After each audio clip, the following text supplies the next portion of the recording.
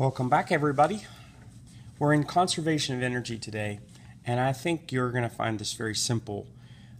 If you have potential energy, you have energy that's stored in the position of an object because it's in some kind of a position that it's going to move, it's going to be able to do work, like in a gravity field or on the stretched bowstring or something like that. And then it starts moving. It will immediately have energy due to its motion. So the two types of energy, potential due to its position and kinetic due to its motion, are interchangeable. So the energy due to motion is caused by the energy due to position. And so one can convert completely into another. So let's look at it for a minute. If you have 30 joules of stored energy due to its position and it falls off, okay, then it's losing all of this potential energy. This has 0 potential energy at this level, 30 at this level. If you were to drop it off and it starts moving and gets faster, the velocity causing kinetic energy, then you're converting stored energy to position, potential energy, into kinetic energy.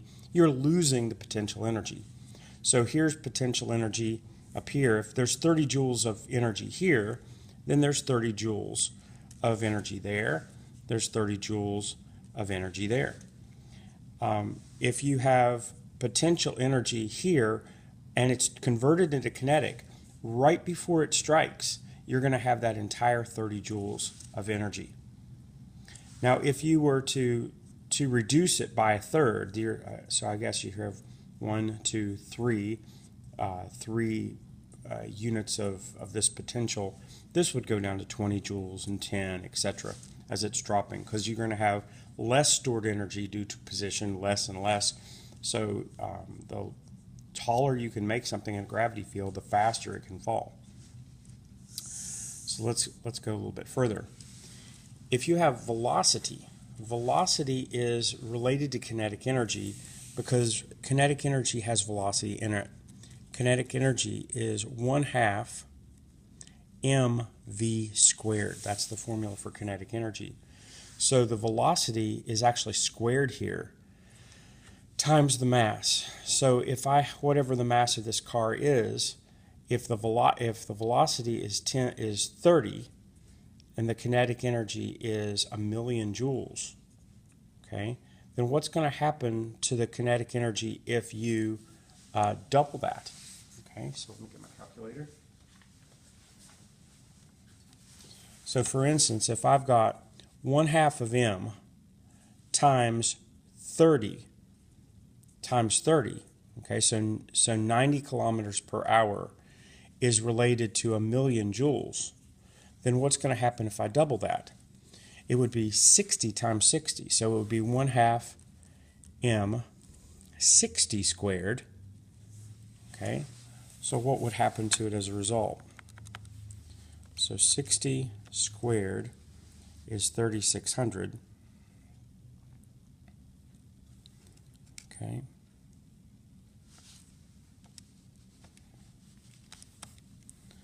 So that's 4 times more. If I double this, so imagine this is 2 times 30. Okay. 30 was what we had before with 1,000,000 joules. Well, now I have 2 times 30, but so squared is going to be 4. So this is 4 times more. So this is now going to be 4 times more than 1,000,000. If it was 1 times 30 equal to 1,000,000, then 2 times 30 squared is going to be 4 times 1,000,000. So this is going to be 4 times 10 to the 6 joules. What if I do 90? Well, this will be kinetic energy equals 1/2 m 3 times 30 squared. So this 30 was giving you the 1,000,000, but 3 squared, 3 times squared is 9. This is 9 times as much, and so you're going to get a speed 9 times as fast. So when you are going twice as fast, you have 4 times the energy. When you're going 3 times as fast, you've got 9 times the energy. The speed is squared, which means your energy is based upon the square of your speed. So your energy, it goes up like this, like an exponential curve rather than a straight curve. Okay, so let's look here. If you've got the potential energy of 10 to the 4, okay, so that's 10,000 joules, and it does work. How much work is done? Remember, potential energy is in joules, and work is also in joules. These are equivalents. So if you have a certain amount of potential energy and you do work, that work is going to be the same amount of energy as the potential. It's converted into doing work. Okay. Here I think you're going to find it easy, and that is that the potential energy and the kinetic energy will trade from one to another. As potential energy drops, kinetic energy goes up. So their sum is a constant. All right. So if I look down here and see that kinetic energy is 50, but 0 at the top, that means that kinetic energy came from potential energy of 50. There was an original 50 energy. So 50 plus 0 is 50. 0 plus 50 is 0.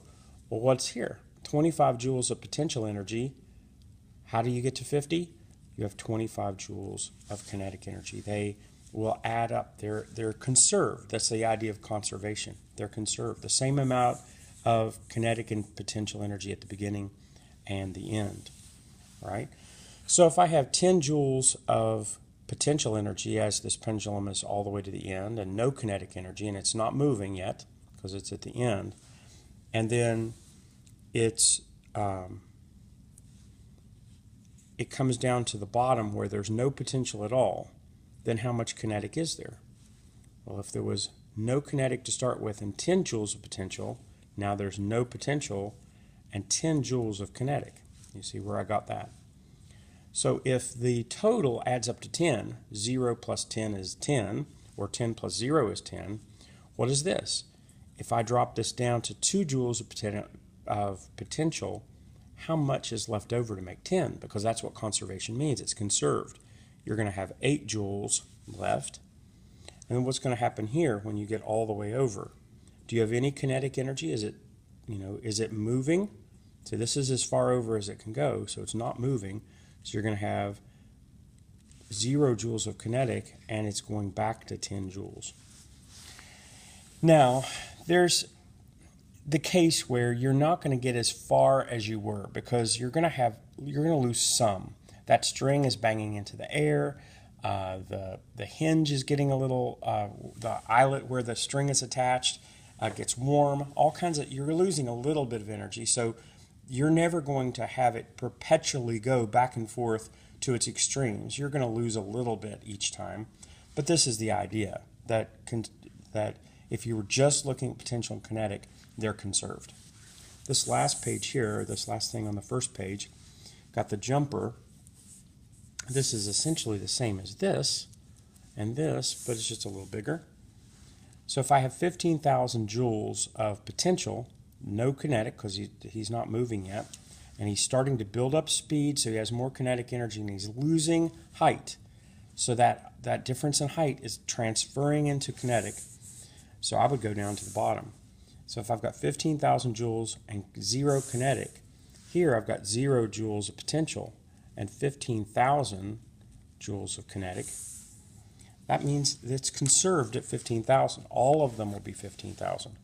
So if I have 15,000 minus whatever joules of potential I have, 11,250, okay, I'm going to have 3,750 joules of kinetic, okay, and I've got the same thing here. I've got now 3,750 joules of potential. That means I'm going to have 11,250 joules of kinetic. And then if I have 15,000, okay, 7,500 plus 7,500 equals 15,000. Okay, one is being traded in for the other. Okay, all right. We saw this the other day with a block and tackle. A woman supports a 100 Newton load with a friction-free pulley system shown below. Okay, so first of all, you have just a single pulley. And a single pulley there's no mechanical advantage. All you're doing is redirecting its force. So if you have 100 newtons here and it goes over one pulley, all you're doing is pulling down rather than pulling up. You're still going to have 100 newtons. There's no machine there.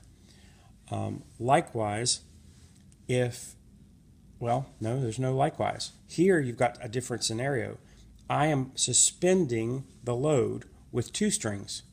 I've got this one and this one. Two strings are suspending the load. Here, I've got essentially one string suspending the load. It's attached to the load is attached to one string that's simply put over a pulley. I have to lug the entire amount. Here, it's actually going to make it easier because I've got the pulley attached to the weight. I've got two strings, and now there's a mechanical advantage of two. It's twice as easy. It takes twice as much string to pull up because when you're pulling this up, you're pulling string here and string here to make this lift. And so you have to pull a lot longer, but it's half as hard. So this is only 50 newtons if that's 100. Here I've got the same situation. I've got two strings that's attached to the pulley that's attached to the weight. So this is called a block and tackle. This is a block and tackle also. And all I've done really after this is directed over a third pulley or a second pulley, but this doesn't increase the efficiency at all. This is simply just making it to where you can pull it down rather than hoist it up. This would be harder. This would be easier. This is the same scenario here. This is 50 newtons also. Okay. A 600 Newton block is lifted by a friction-free pulley system. I love these friction-free things. They don't exist, but you have to do it, otherwise the math is awful. Okay, so how many strands is attaching the weight? So here's the weight. I've got 1, 2, 3, 4, 5, 6. There's 6 strands to supporting it. So if you remember what I said here, I've got 2 strands supporting it here, so it's a mechanical advantage of 2 to 1. This is a 2 to 1. This is going to be a 6 to 1. So it's going to be 6 times easier to pull it, but it's going to take 6 more times the rope to pull it. So what's the tension in each strand? If it's 600 newtons, I'm going to have 100 newtons in each strand because I'm going to divide by 6. Each one of these strands is pulling 100 newtons. So that's here. What's the tension in the end held by the man? Okay, well, he's pulling it over this pulley, and it's the same as the weight on that strand. Well, that strand is supporting 100 newtons. That means it's just simply going over, and he's pulling down rather than pulling up. So he also has 100 newtons. If the man pulls his end down 60 centimeters, how many centimeters will the weight rise?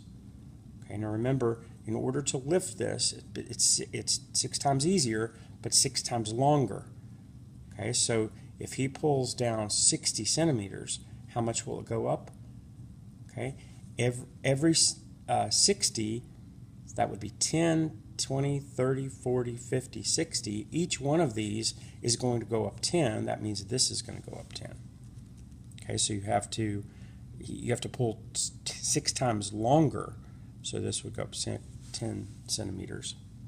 And I already said, since there's 6 strands, what's the mechanical advantage? Ideal, meaning there's no friction and all that, whatever that means. If a man exerts 60 joules of work, what will be the increase of potential energy? Okay, so if he puts 60 joules of work in it, remember, potential energy is simply turned into kinetic, and kinetic or work into energy, energy into work. They're both going to be joules. So if he puts 60 joules of work, he will get 60 joules of potential energy out of it. Whatever work he puts into it, that's the energy that he had. Okay, and this is based the same thing I talked about with the pulley. Why doesn't the ball bounce as high during the second bounce as it does the first?